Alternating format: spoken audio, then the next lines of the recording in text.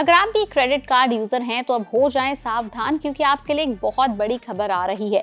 मामला ये है कि सुप्रीम कोर्ट ने एक रूलिंग में कहा है कि अब बैंक आपसे आपके क्रेडिट कार्ड के ड्यूज पर 30% तक का एक्स्ट्रा इंटरेस्ट चार्ज कर पाएंगे।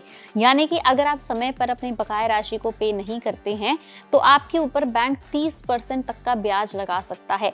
वैसे तो पहले पुरानी डिसीजन के ऊपर ये एक नया पलटवार हुआ है, लेकिन हाँ, आरबीआई ने इस डिसीजन को ये भी बोला है कि ये आरबीआई का डिसीजन किसी भी बैंक के फेवर में नहीं है। सुप्रीम कोर्ट ने ये फैसला इसलिए लिया है जिससे कि एंड कंज्यूमर यानी कि क्रेडिट कार्ड यूजर एक फाइनेंशियल डिसिप्लिन मेंटेन करे और अपनी बकाया राशि को अपने सेट डेडलाइन के अंदर पे भी करे।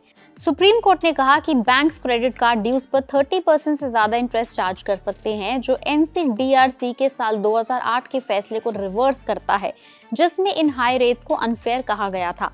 कोर्ट ने यह भी कहा कि क्रेडिट कार्ड होल्डर्स को इंटरेस्ट रेट और पेनल्टी के बारे में एप्लीकेशन प्रोसेस के दौरान अच्छे से इंफॉर्मेशन मिलती है। दोनों के बीच में म्यूचुअल टर्म सेट की जाती हैं, इसलिए इन डिसीजंस को अब अनफेयर नहीं कहा जा सकता। जस्टिस बेला एम त्रिवेदी और सतीश चंद्रा शर्मा के बेंच ने कहा कि एनसीडीआरसी का पहले का रूलिंग, जिसमें high credit card interest rate को एक्सप्लॉयटेटिव कहा गया था, उसका कोई लीगल प्रमाण नहीं था।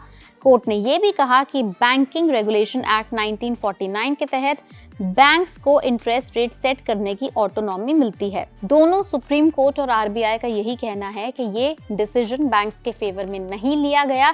ये बेसिकली एक वेकअप कॉल है हर क्रेडिट कार्ड यूजर के लिए, जो उसको फाइनेंशियल डिसिप्लिन मेंटेन करने में मदद करेगा। और इतने हाई इंटरेस्ट देख के या सुन के शायद एक व्यक्ति अपने फाइनेंशियल डेडलाइन के ऊपर ठीक तरह से आगे बढ़ पाए। क्या आप भी इस 30% इंटरेस्ट के खिलाफ हैं, या फिर आप इसको एक फाइनेंशियल डिसिप्लिन बनाने के, या फिर आप इसे एक फाइनेंशियल डिसिप्लिन मेंटेन करने के लिए मैंडेटरी या फिर ज़रूरी मानते हैं? हमें नीचे कमेंट सेक्शन में लिख के ज़रूर बताएं।